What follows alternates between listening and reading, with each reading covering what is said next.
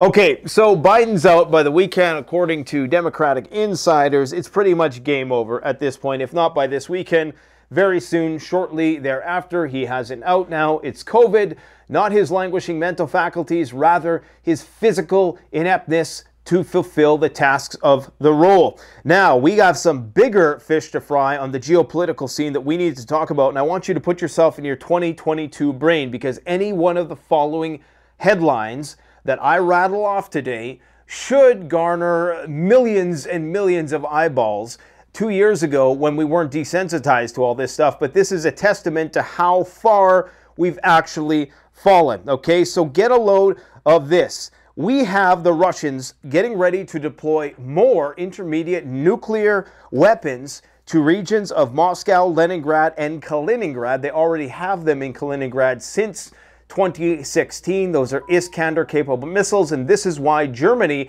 is inviting the United States to bring in their nuclear-capable Tomahawk missiles, which of course will be in violation of the Intermediate Nuclear Forces Treaty, which has now basically been unilaterally rejected by the United States in 2019 by Donald Trump, the guy who's supposed to prevent World War III. More on that in just a moment. We have NATO flying RC-135 Rivet Joint and P-8 Poseidon recon aircraft currently operating in and around Russia's borders on a daily basis. This is occurring while we have a high-intensity conflict in Ukraine. Again, that alone would have been a major earth-shattering headline just a couple of years ago. However, this day and age, these things fall on deaf ears. We have the Nuclear Non-Proliferation Treaty head, Anton Mazur of Russia, saying that NATO is preparing for a war with Russia that includes increasing the number of armed forces, the number of weapons, their deployment to the east, development of corridors, increasing military production, developing military transport infrastructure, building strategic reserves, dehumanizing Russians through propaganda, and even building prisoner of war camps. Okay? Now, all of that, remember that 2 years ago, nobody was talking about a war between Russia and NATO. People were implying it, but there was no explicit talk. Now we find ourselves in an inextricable bind with the Russians that appears to be rolling faster and faster downhill, which is probably why this headline here, Hungary believes intensity of the conflict in Ukraine will soon escalate radically, he says, beyond what we've already seen. Poland moving 17,000 troops to the Belarusian border. Poland will be launching a new operation involving 17,000 troops with Belarus. The Polish Armed Forces 18th Mechanized Division will be in charge of the operation. We've seen the biggest NATO exercises in history taking place just in the past year alone, and that continues on an ongoing basis, and those exercises just don't seem to end. Now, with respect to Joe Biden, indeed, Kamala Harris does appear to be leading in the polls, okay? So it appears as though now, since that poor showing, or since, I guess, the Trump assassination attempt, Kamala Harris has been trending much higher than Joe Biden. Back when the debate performance, Kamala Harris was starting to bypass Biden in terms of people's belief that he was going to win the election. Now that is back up with Kamala Harris once again. Biden polling at 22%. She's polling at around 66%. So this is an open source. This is not an official poll, I should say. So something to keep in mind. But it appears as though all things indicate that the Obamas, the Schumers, the Clintons, everybody's now coming out and saying, I think it's like 2/3 of Democrats and 3 in 10 don't feel confident that he can serve effectively. So it's pretty much just a matter of time. He's supposed to be coming out with a big announcement in the next few days. I would not be surprised, however, if he came out and said, I'm still in this race till the bitter end. But more and more, the voices are getting louder. They've postponed the, the nomination vote, and that's going to not take place until early August now. It was supposed to take place next week. So right now we're in what a friend of mine calls the horse trading phase. You'll notice a seeming détente and hostilities on the strategic end of things between the Russians and the Americans, and that's because we're in an election phase, okay? And everybody, before they make any major moves that are going to require massive commitments and have severe repercussions, before they commit to that, they want to see what sort of front man they're going to be dealing with, okay? We're going to talk about Trump and Zhirinovsky's predictions in more depth in just a moment. If you don't know what I'm talking about, just wait, you'll see. Now, we also have to talk about Ukraine having NATO deploy F-16s, forward deploy them to countries like Bulgaria, Romania, and Poland. This is going to be done under the guise of exercises, but in reality, what's going to be happening is Ukraine is going to be having these planes fly sorties on their behalf, likely with NATO pilots, okay? So they are calling for sanctuary bases for F-16s to fly from. This is the new scheme being talked about in the inner circles. It's an idea that you would have that the planes would not fly from said countries, but imagine it as a consulate of sorts, or a embassy where it's sovereign territory within the territory of another country. Therefore, a missile has to fly over Poland to enter into this air base, which has been deemed Ukrainian sanctuary territory, if you will. And that might be the scheme that they cook up, because of course that would mean that a missile would have to pass through Polish airspace. It would be shot down, and you know how that story plays out. Article 5 triggers nuclear Armageddon. Now, that's just one possibility, okay? That in and of itself would have raised eyebrows 2 years ago, to know that NATO was getting ready to put NATO pilots in NATO planes and getting ready to fly them towards territory that Russia considers their own, territory that Russia has annexed a few years ago, not, of course, recognized by the international community, at least some of it. Actually, I should say, let me walk that back. In terms of population, I think the majority of the Earth's population is either indifferent or supports Russia's annexation of the territory. However, the golden billion, as we refer to ourselves here in the West, we certainly don't support that. So I guess let's see where the chips fall. Zelensky is supporting a new maritime security strategy that is going to allow NATO warships closer to Ukraine. All the while, we're seeing massive attacks on the Crimean Peninsula with U.S. long-range ATACMS systems. They just took out another S-300. One of the final warships of Russia has departed Crimea. So they're starting to push the Russians back, and now NATO is coming into the Black Sea. They're already in the Black Sea because you have Bulgaria and Romania in the Black Sea as well. But now Ukraine is going to be welcoming them closer to their country. So, of course, this is going to be a security issue for Russia. And Russia has said that this is going to be responded to in their usual diplomatic, soft fashion without indicating any clear red lines, but they do claim that it is a violation of the 1936 Montreux Convention, which regulates the passage of military naval ships into the Black Sea, and that, of course, is controlled by the Bosphorus Strait in Turkey, okay? Now, I just want to show you something here, because I know some of you guys got squirrel brain. I'm right there with you. This is a publication, Russian media, who's talking about what a nuclear war would look like if they, let me just turn this down here, particularly with emphasis on Kaliningrad, using these intermediate range missile systems. Okay, so they're talking about putting these missile systems in Leningrad, Moscow, as well as more in Kaliningrad. And what this is going to do, of course, is cause another arms race, another arms buildup. So we're essentially in, I would say, not the beginning, because unlike the Cold War, we're in a new Cold War, obviously, but unlike the Cold War, there wasn't a hot, high-intensity modern war currently underway at the time.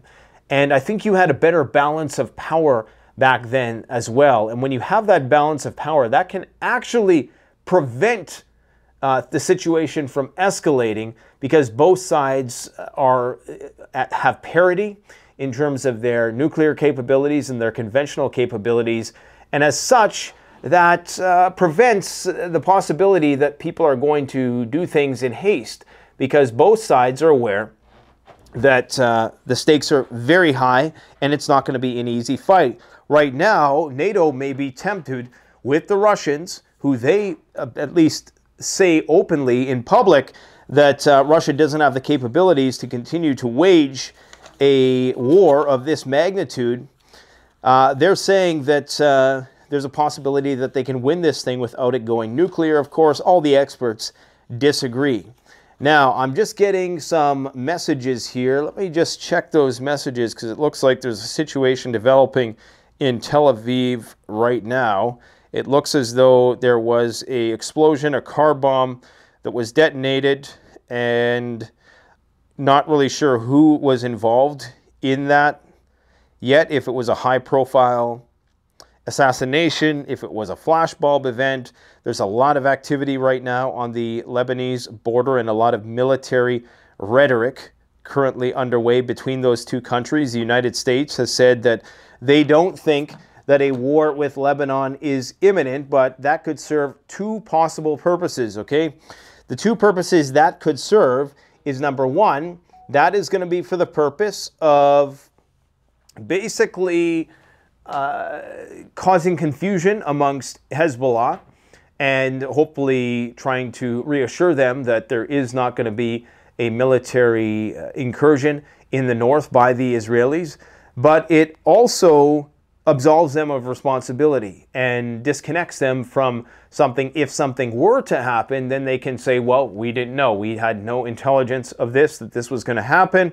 It must have just been something that Israel did independently, and thus we can't have any responsibility for it. So we had a major Israeli strike on Lebanon recently, two big assassinations as well as civilian casualties. That, of course, has been considered a red line for Hezbollah.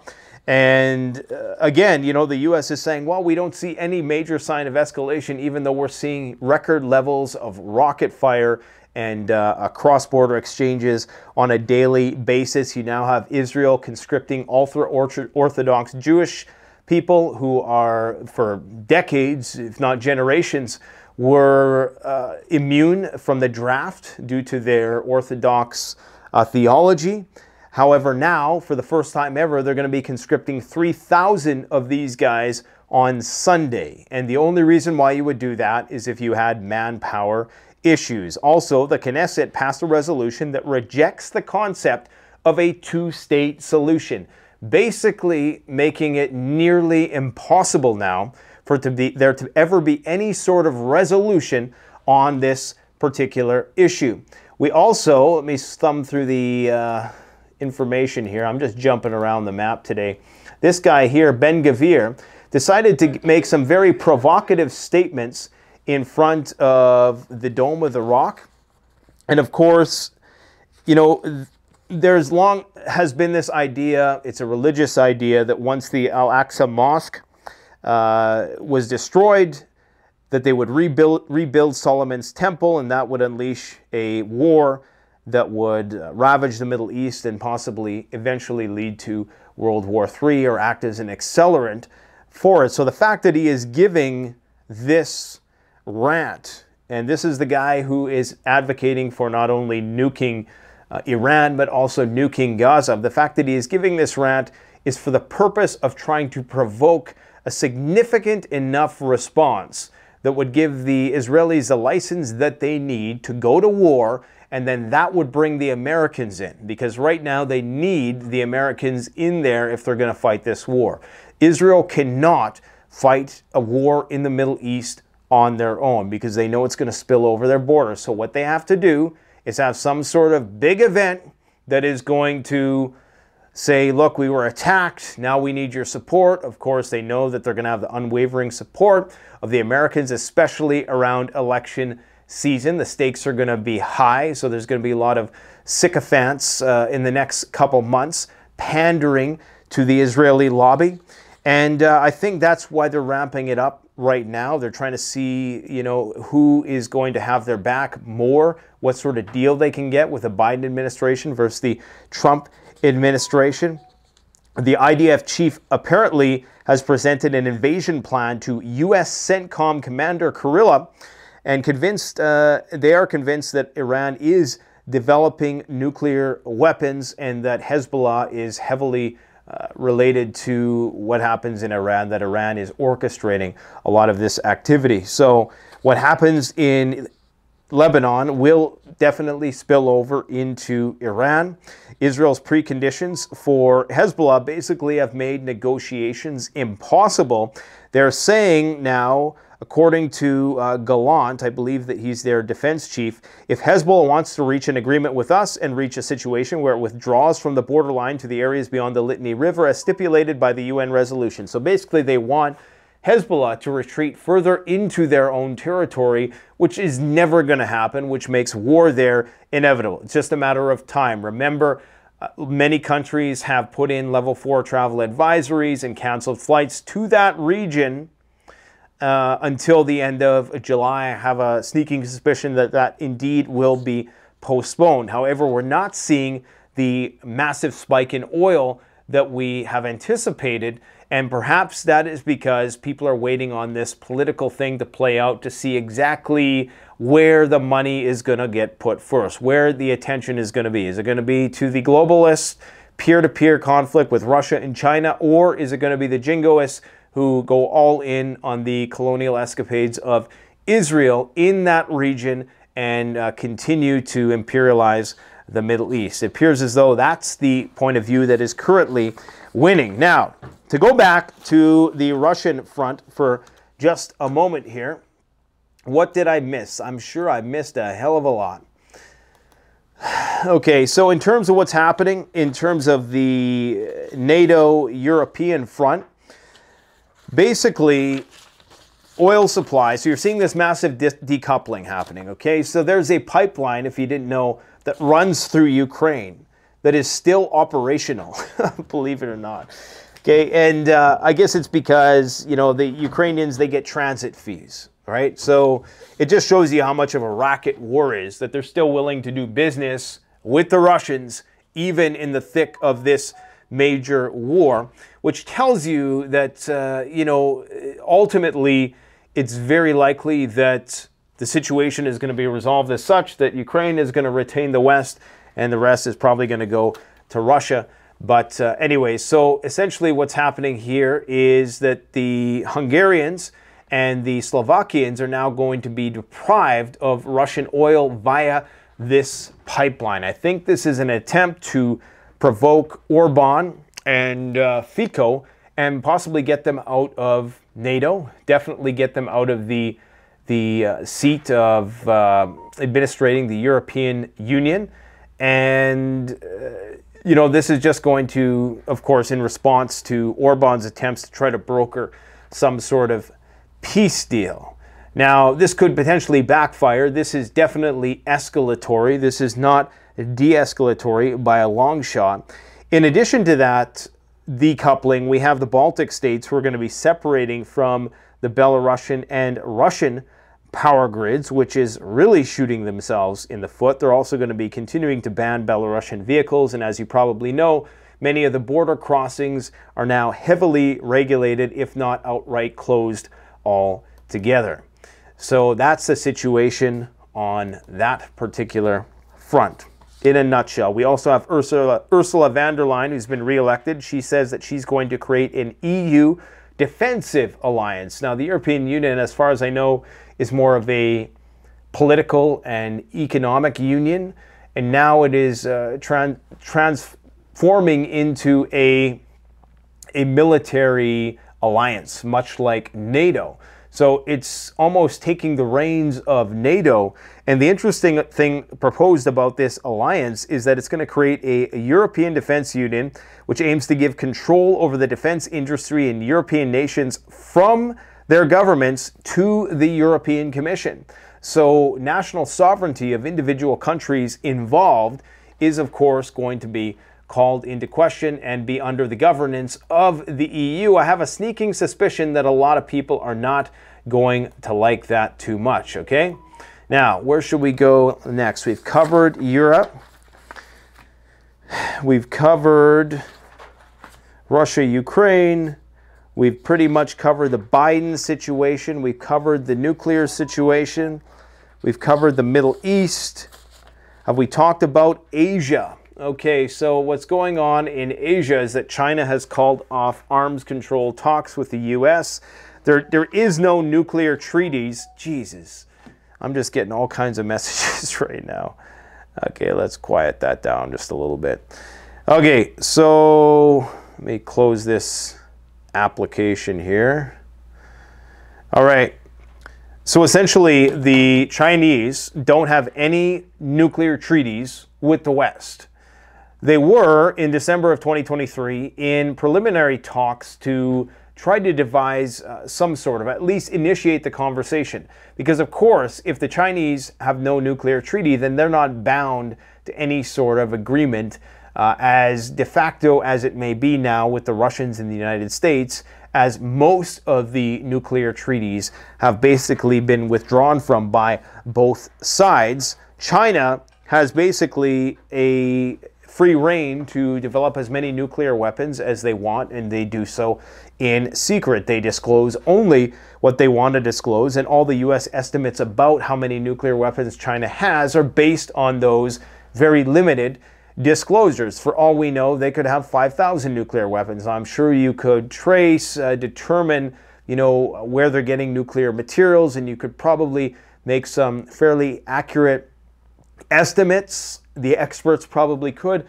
but at the end of the day, we don't know what goes on in the Chinese underground. We can only speculate. Anyways, they've suspended those talks now in response to Taiwan continuing to get weapons. And we know that that is only going to ramp up under Trump, especially now with his new Vice President Vance, who is probably among one of the most hardline Chinese, anti-Chinese, pro-Taiwanese candidates. Trump is also saying that he's going to put 60 to 100% tariffs on China, which of course ultimately would affect people massively and cause massive inflation in the everyday products, the 90% of things that you spend your money on when you go to any big box store. Now, that might be great in the long term in terms of spurring on domestic manufacturing and industrial production. However, in the short run, especially through one of the darkest times, where what will be one of the darkest times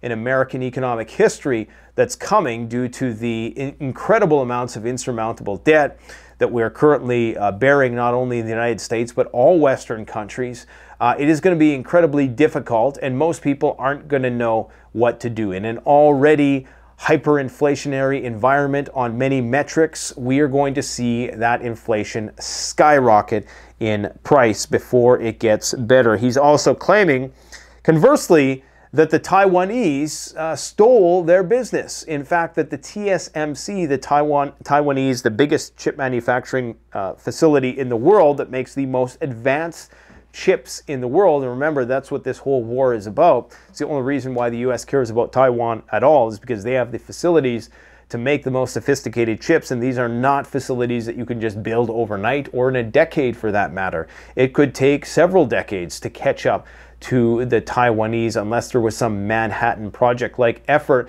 in order to try to catch up.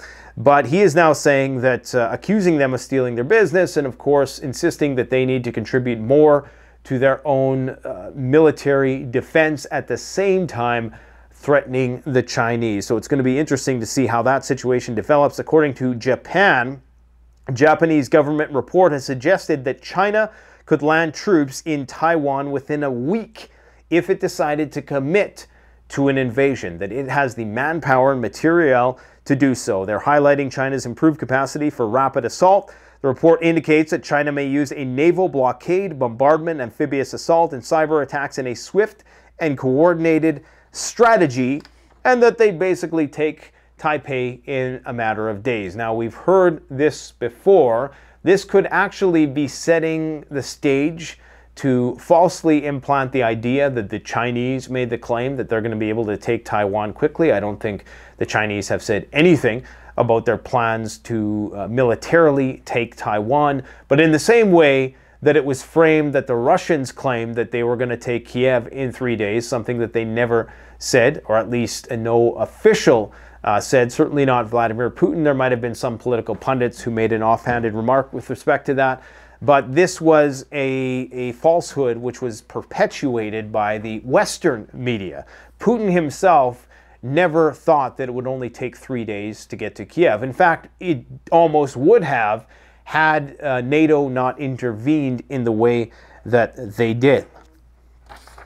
There was a massive blackout in Bangladesh, and it looked like something out of World War Z. Oh, that's not World War Z. That is the... Okay, so this is the internet. So there's an internet kill switch in numerous countries, and this is something people should be mindful of if and when martial law gets imposed. Even though the United States doesn't have an official internet kill switch, as some countries do, there are ways that they could shut down the internet relatively easily if they wanted to, even if it just meant faking a cyber attack that took down the internet. So that is definitely something that could happen. Now, right now, there are thousands of people rioting in Bangladesh, and I believe it's due to an issue of government. I mean, look at these scenes, just thousands of people rioting in the streets. And this is just something we're going to continue to see ramp up. I mean, this looks like something out of a scene of Judge Dredd. The higher the prices of food, the more it's going to affect developing countries, and the more you're going to see these types of riots, and then color revolutions, and just all kinds of social chaos, and we're only at the beginning of that. We're not even close to where, you know, things were in 2008 in terms of the bread riots and stuff like that. Right now in the UK, they're currently supposedly protesting the government taking kids or something like that. This looks like a very predominantly immigrant neighborhood, obviously, and this is, of course, stirring up the conversation about immigration within the UK as these riots are targeting police vehicles, as well as, I think, a business who was claimed to be working with the government to collect people's children for social services department or something like that. But this seems like one of those situations where perhaps, you know, the impetus to riot may have been justified. Of course, it's never justified to riot because it always has the opposite effect. But the impetus to protest may have been justified. But of course, there's those opportunistic people who are going to take advantage of the situation and just want to bring chaos to the neighborhood. And so the neighborhood's getting burned down. Isn't that great? In Ukraine, this is interesting. She's talking about, okay, so I'm gonna, according to her, this is genocide, okay? Let's hear what she has to say. So this is a Ukrainian woman who looks incredibly hot, and not in a physical sense, but maybe a little bit. And, but I'm talking about the heat, because right now Ukraine is in a heat wave, okay? So they don't have air conditioning. So to them, that is a genocide. So let's see what she has to say. So, I have no electricity for 26 hours. I'm sitting in the car trying to charge EcoFlow power bank. Oh, hey, EcoFlow gets a pitch there. Isn't that interesting? When prepping meets real world. And it looks like she's got something in her nose there. I guess there's not a scarcity of everything. She's trying to cool down with air conditioning from last night. Since 7 p.m., we simply don't have electricity. Fucking everything is discharged. Everything that could discharge is already discharged. What I want to tell you, this is a fucking genocide. Can't call it differently. There is no connection, no light or internet. And I'm not making fun of this situation, by the way. It sucks that you're in a war zone, but that's not genocide. Okay, let's just be honest compared to what's going on in the Gaza Strip. All right, so, you know, something to keep in mind. What else do we got to talk about here? Okay, so this, like, Tesla stock will surge tenfold on Robo Taxis, ARK Invest. Kathy Wood has said. Now, think about what would have to happen here. Robo Taxis. How many people would not have to own vehicles in order for that to happen? For there to be a tenfold in people riding vehicles that don't belong to them. And this is my problem with Tony Stark, also known as Elon Musk, being championed as the renegade of free speech. is that he's ushering in all these things that the anti-WEF crowd rails against, like owning nothing, owning no vehicle, and being happy. Well, I mean, this is textbook that. This is, you won't have a car because you won't need it, because you'll just take a Robo Taxi everywhere, and it'll probably be really cheap because they're not going to have to pay a guy to be in the vehicle. So it's going to be cheaper to own, just like much like nowadays how rent is cheaper to do than owning a place, right? So they make the what do you call it, the premiums and the taxes and the interest on the mortgage so high that it's not even worth owning a place anymore, especially seeing as if you don't pay the taxes on it, the government is just going to take it, right? The bank's going to take it. So this is all par for the course. So I am not under any illusions about Elon Musk as the savior of mankind. Quite the opposite, in fact. Anyways, this is what the Russians are doing. They got some Mad Max stuff going on. I think this is going to be what we're all driving soon. This looks like an old, like, battering ram style tech. This looks like an anti-drone shield over its tanks. It's got all these spikes on it, and I suppose those spikes make sure that the drone can't get to a point where it can blow a hole into the side of this thing. So it's actually, that's where we're heading. We're right back, you know. I would have thought that electronic warfare, that they were making progress with that. They wouldn't have to do this more archaic method of stuff, but they still do. This is Tel Aviv right now. There was a car bomb explosion there, and clearly a message being sent from Hezbollah. What else do we got to talk about today? You know, I think the debt to GDP ratio has finally, it's almost past World War II, okay? Now the difference being that this was after World War II, or in the peak of World War II, so we're not even technically in World War III yet, in that we're not at war with a peer. Of course, a lot of people think that would immediately mean nuclear weapons, but not necessarily. We are, however, in a high-intensity proxy conflict. Our debt to GDP ratio is already this high. Contrary to, you know, at this point in time, though, we were industrialized in that point in time. People had a lot more skills. People weren't little whiny bitches for the most part. And nowadays, we're in big trouble. And there was a much younger population then as well that could be exploited for their labor. Not anymore. I found this one interesting. This is an old post from Donald Trump. This was actually a post by Gavin Newsom.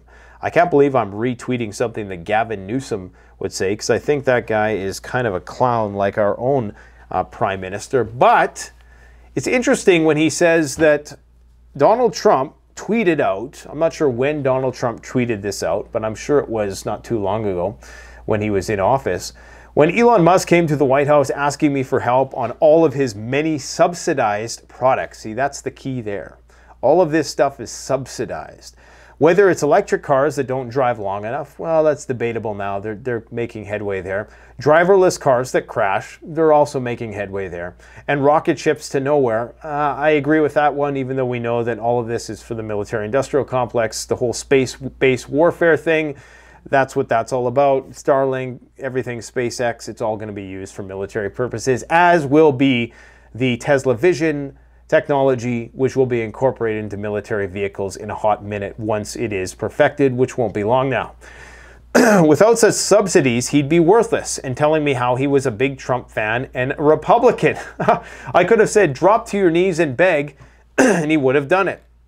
And of course, this is in reference to you know, Elon's endorsement of Donald Trump. So I think it's an interesting love triangle that they have going on. Of course, Elon originally had all of his operations in California, moving them all to Texas. I guess they say if you're not a, what is that old saying? If you're not a liberal at 20, you got no heart. If you're not a conservative at 40, you got no brain. I don't know if I agree with that necessarily, but maybe there's some truth to it. I'm sure there's associationship with, conservatism and older age and liberalism in the youth. The youth just tend to be a more rebellious bunch of people. And that's just how it is. Let's talk about Zhirinovsky. I know I've talked about Zhirinovsky a lot, but I mean, this guy needs more attention. It's unfortunate that he died in April of 2022, because I would love to hear what this guy has to say now. He is probably one of the most clairvoyant individuals, which is not to say I agree with him politically whatsoever. However, he says some interesting things. One of the things he says, if Trump does something wrong, they will kill him like Kennedy, just like a crazy lunatic murdered him in some state. Okay, now just listen to that, what he just said. If Trump does something wrong, they will kill him like John Kennedy, just a crazy lunatic murdered him in some state, right?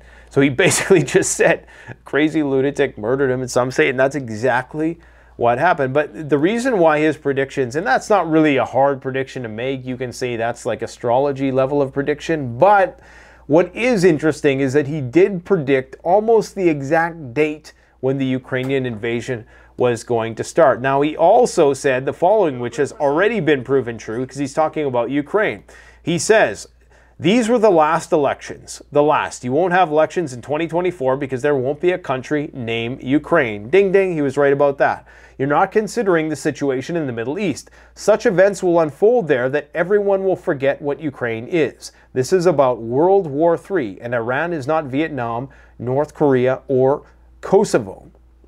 The most terrible events will take place there, he said. We will be forced to allow refugees through to you. Europe will let them through to you, as will the Turks upon our request. They will all gather there, and your country will be finished. So that's their method, and this is why there's all of this stuff happening on the Belarusian borders with Poland and Belarus, because they're trying to, I guess, destabilize the EU by letting in a bunch of immigrants. Remember, the Russians and the Chinese and the Iranians and the North Koreans and several African countries have a vested interest in destabilizing the United States. The more they can destabilize the United States, the worse off the dollar is going to be, the higher the price of gold is going to get, and the greater chance of BRICS' own financial system succeeding, and many endeavors of the Russians and the Chinese in terms of their repatriation of the Taiwan Strait and the island of Taiwan, as well as the Russians' liberation as they see it. I'm not saying that it's that, but they view it as the liberation of the annexed territories. It's going to make that a lot easier if the U.S. is basically embroiled in infighting and can't basically commit to any sort of foreign policy initiative because there's too much fighting going on. So indeed, the Russians and the Chinese have a lot to gain by assassination attempts and any level of unrest in any of these countries. It's just like how we were kind of celebrating, not myself personally, but how many people in the West were celebrating when Prigozhin was creating all that stir in Russia, when it seemed as though there could have been a civil war break out there. In the same way, that's how the Russians are viewing this. And they actually think that the American political system is currently on thin ice.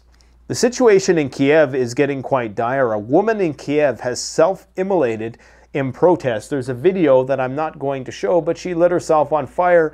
What was she protesting? She was protesting the forced mobilization of her husband, who I believe may have died on the front line. So people are starting to get fed up there. I've long since said that what could potentially happen if the United States backs out of Ukraine in the wrong way, it could actually backfire in that a lot of those people will feel betrayed by the West and may warm to the Russians. And I'm not saying it's going to be everybody, because there's some hardline ideological opposition to Russia there, but I'm just saying that it could happen, that the Russians could, essentially be welcomed by several people there who have had enough of the Ukrainian government and the lack of elections and the imposition of martial law and the forced mobilization and the treatment of people on the streets by the commissars. It's it's possibility that we could see that unfold. Now, I'm going to check to see what these messages are all about. It must be important because my phone is getting lit up right now. If I got to make another video tonight, oh boy, I don't know if I can do it because I got so much stuff to do on the homestead. I'm going to have an insanely busy week, guys. If you want to support the channel, you know where to go, CanadianPreparedness.com, for all of your preparedness needs now during this seeming lull in strategic hostilities between countries. I think it's the best possible opportunity for you to capitalize on that and gear up before the panic starts, because indeed there are so many different special interest groups that have a vested interest right now in creating chaos in order to push through their own agendas. Basically everybody you can think of who is currently involved in these conflicts, be they independent groups, religious factions, nations, have vested interests in chaos ensuing, and if that chaos doesn't present itself, they might just make it happen on purpose. A classic false flag flashbulb event in order to push through whatever sort of agenda they need to ensure that they maintain power. So let's hope that things go well, but we got to pair our hope with prudent preparedness and remain vigilant at all times, because the sleeper cells could start to wake up at any moment now. Thanks for watching, my friends. Don't forget to like, comment, and subscribe if you enjoy the video. Canadian Prepper out.